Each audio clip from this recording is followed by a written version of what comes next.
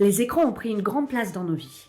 Mais pour préserver la santé et le développement des enfants, il existe des repères simples. Premier point d'attention, les écrans pendant les repas. Selon les experts, les repas sont des moments de lien et d'échanges indispensables. Manger devant un écran coupe la communication et détourne notre attention des sensations alimentaires. Résultat, on mange plus vite, on grignote et les troubles alimentaires peuvent s'installer. Les recommandations sont simples, 0 écran pendant les repas, pour les enfants comme pour les adultes. Deuxième point, le temps d'écran selon l'âge avec les règles des 3, 6, 9, 12, créées par Serge Tisseron, psychiatre et psychanalyste français. Pas d'écran avant 3 ans. À cet âge, l'enfant construit sa personnalité et son cerveau. Plus il passe de temps devant les écrans et moins il en a pour les jeux créatifs et d'autres expériences cognitives sociales fondamentales. Des compétences telles que le partage, l'appréciation et le respect des autres, qui sont des acquisitions enracinées dans la petite enfance, s'en trouvent menacées. Pas de console personnelle avant 6 ans.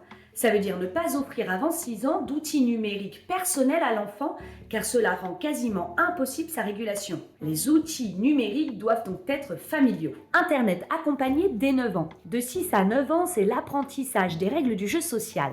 On peut par exemple acheter à notre enfant un appareil photo numérique et lui expliquer le droit à l'intimité et le droit à l'image. Un usage autonome possible d'Internet à partir de 12 ans.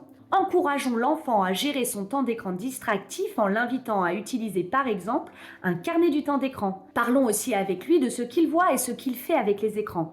Enfin, expliquons-lui les 3 règles d'Internet. Tout ce qu'on y met peut tomber dans le domaine public, tout ce qu'on y met restera éternellement et il ne faut pas forcément croire tout ce que l'on y trouve.